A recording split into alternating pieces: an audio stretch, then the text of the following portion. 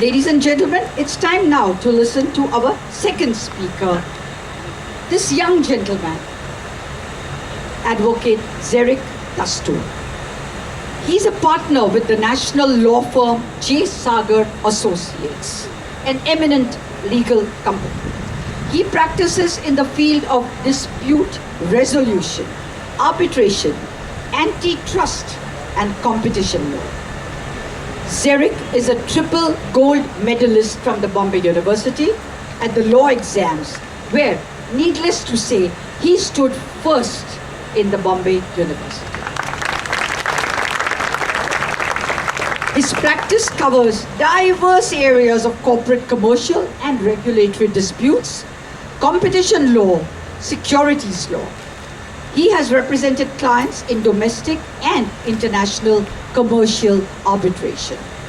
He has litigation experience before the Supreme Court, various state high courts, and before a number of tribunals and regulatory bodies. Zerick has also written a number of articles for various national publications on corporate, commercial, and competition law issues. He has a column, Legally Speaking, in the Jame Jamshed newspaper, where he answers legal queries put up by members of our community. He speaks often on legal and community issues, and he was also a speaker at the last World Zoroastrian Congress. May I request Mrs. Aisha Kapadia, daughter of Mr. Kesile Batwala, to please welcome Mr. Zerick Dastur with flowers. Please step up, Aisha.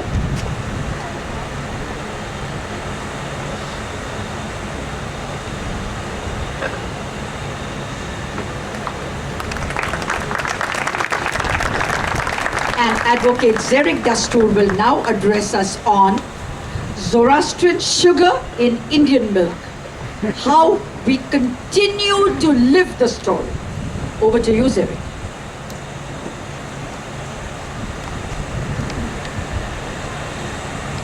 Good evening, everyone. Respected dignitaries and my fellow Parsi Irani Zoroastrians. Mahatma Gandhi once said that I'm proud of my country, India, to have produced the finest Zoroastrian stock in numbers beneath contempt, but in contribution beyond compare. Today, we've all gathered here. We've seen the performance of a wonderful Jashan ceremony. And we may notice that this ceremony has filled us with an amazing different energy and an amazing vibe which is difficult to explain. My mind goes back to around a decade ago when I was in Iran and we performed a similar Jashan ceremony and a Hambandagi at the shores of the Caspian Sea in Iran. The Caspian Sea has spiritual significance for each of us Zoroastrians. As we know, our Ardhaveswar Banu stands for purity. It stands for flowing water which washes off all kinds of impurities and negativity. And it is in this context that we've gathered here to celebrate this day. Recently, we may have seen our Prime Minister Narendra Modi address an audience in Singapore, where he referred to the Parsi community as sugar in the bowl of Indian milk. What he said was that the contribution of this community was beyond compare. And coming from the Prime Minister himself is a compliment coming from the highest national office before an international audience in an international occasion, which speaks a lot about where we stand as a community within the Indian diaspora.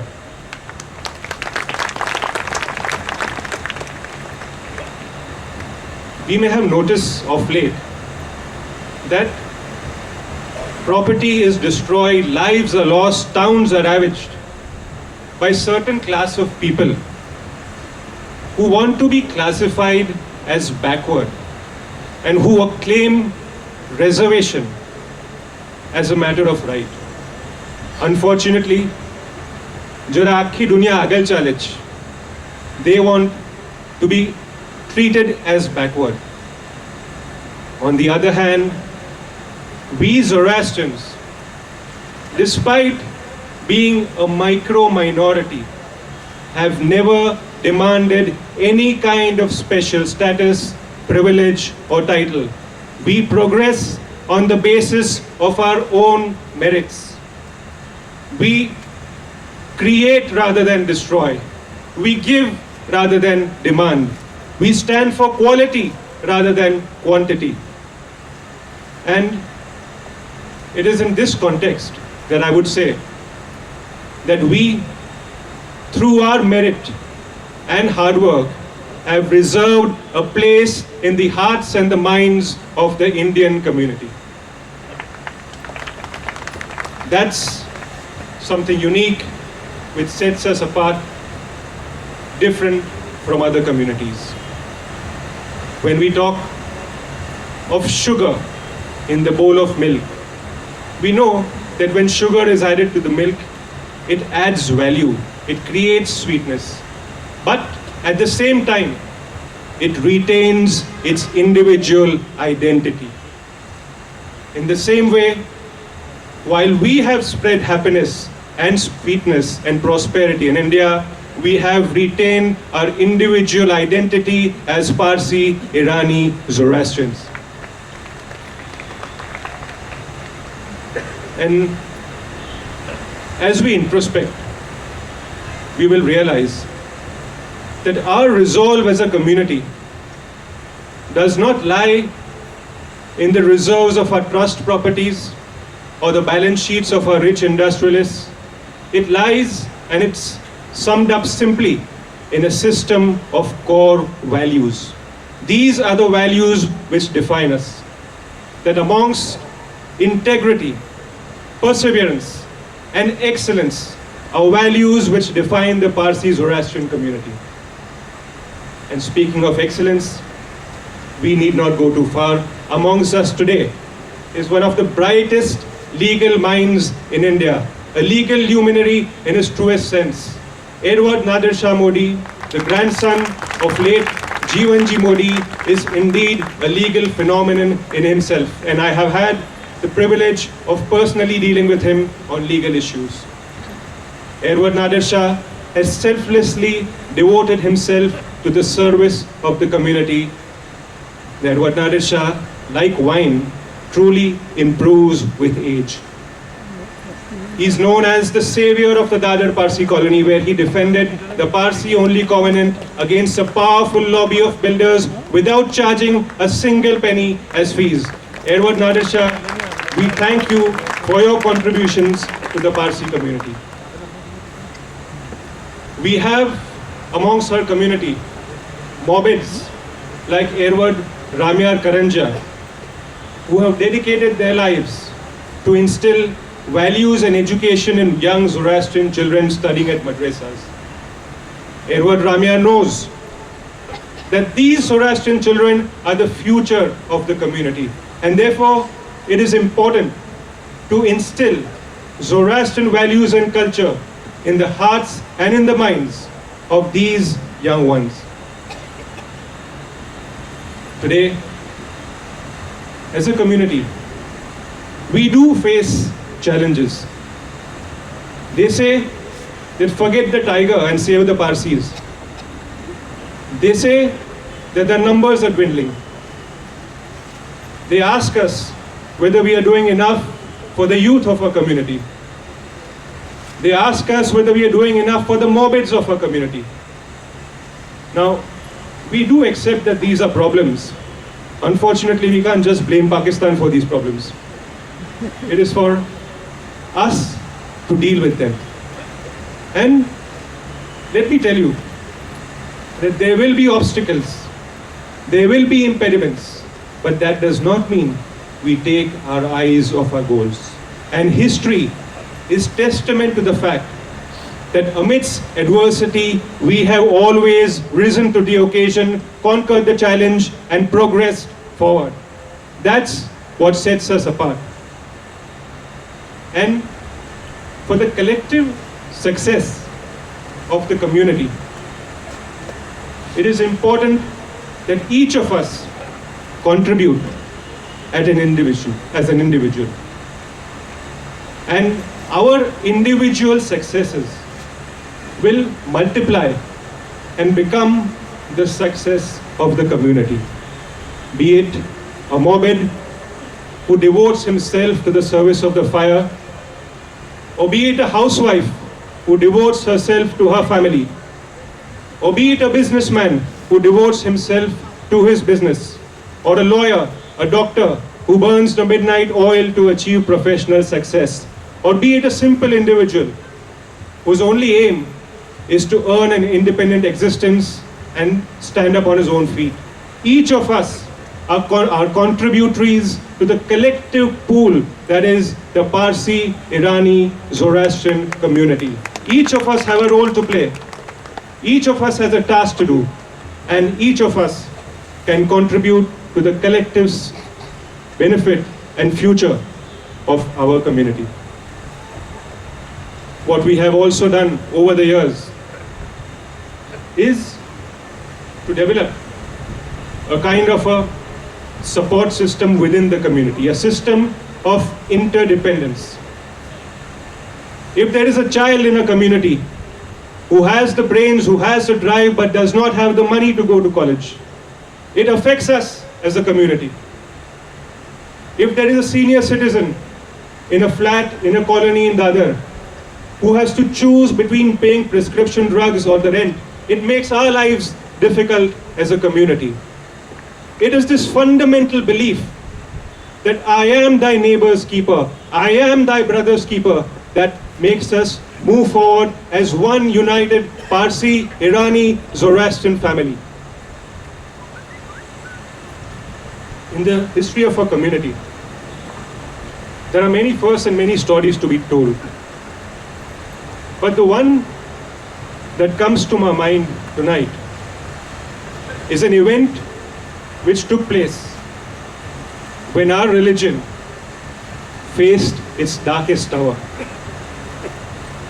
It is a famous exchange of letters between Yazdagerd Shahryar, the last Zoroastrian Persian emperor, and Caliph Omar, the leader of the Arabs who had invaded Persia.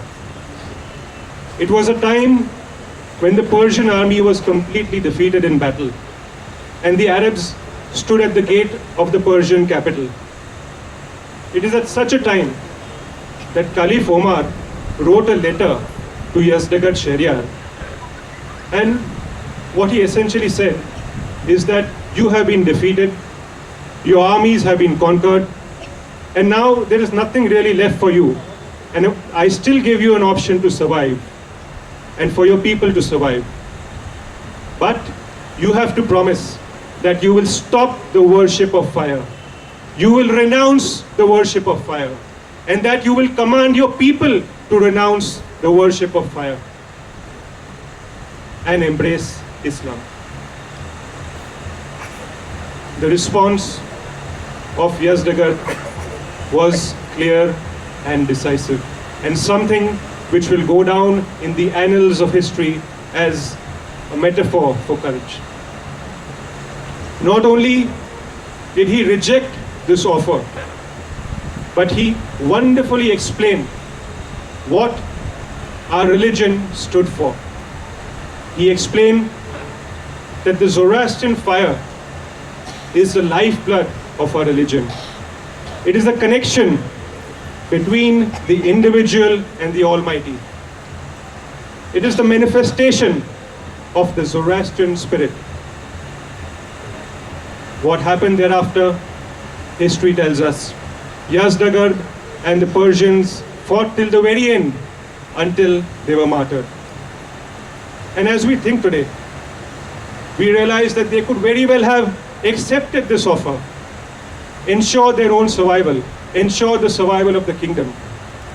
But what finally happened was they chose to fight for what they believed in right till the very end. And today, as we've gathered here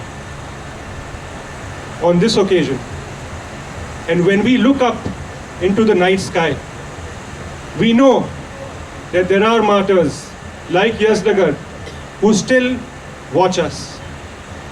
And as they travel through the annals of time, over 1500 years from that day to this, they will realize that even today, there are Zoroastrians like you who gather here on occasions like this to pay respects to the religion which they have come to love. They would see and they would feel proud that even today, our Zoroastrian fire, amidst all adversity, amidst all challenges, it continues to burn. As they travel through time, they would see that there was a period when the voices of our religion were silenced and the cries of conversion echoed through our lands. Even at that time, there were those who endured innumerable hardship to ensure that our religion survives. Our fire continues to burn. They would see Persians migrate from Persia and come to India. Ships land at the shores of dew, and the heart of a king is won with a demonstration of sugar in the bowl of milk. Our fire continues to burn. They would see Zoroastrians take refuge in the deserts of Yazd in Iran, to the caves of Barot in India, to the final resting place of our holy fire in Udwada in Gujarat. Our fire continues to burn. They would see that at a time when women's voices were silenced and a nation struggled for freedom, a lady, a revolutionary by the name of Bhikaji Kama would be the first to unfurl the Indian flag. Our fire continues to burn. They would see a community prosper, merge into a larger culture, achieve accolades in the field of law, science and business. They would see a man by the name Dadabhai Nauroji becoming the first elected member of the British Parliament from India. They would see a general by the name of Sam Manek Shah lead a nation to glory and victory. Our fire continues to burn. They would see the Tatas and Wadias achieve great success in business and a town spring up in North India which goes by the name of Jamshedpur. They would see a man by the name of Sarosh Kapadia who would elevate himself to the highest judicial office, become the Chief Justice of India and leave a mark that his name will be synonymous with integrity in the judicial profession. Our fire continues to burn. They would see that we have survived over 1,000 years in India without compromising on our racial or religious identity.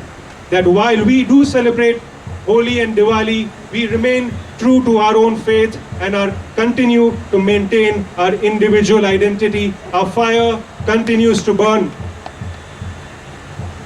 And as we step forward into the 21st century, we know that the responsibility is now on our shoulders.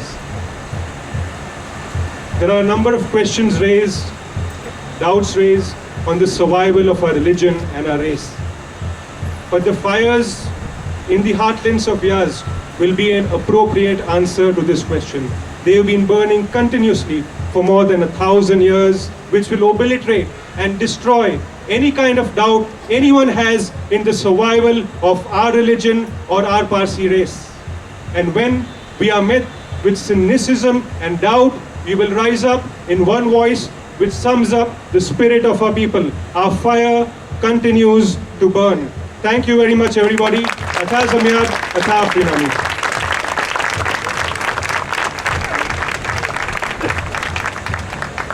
Thank you so very much, Advocate Zerick Dastur. That was a superb speech, and you have really, really helped us by reminding us of the core values of our community, which are integrity, perseverance, and excellence. You yourself represent these core values perfectly, and may it continue to filter down from generation to generation. Thank you very much.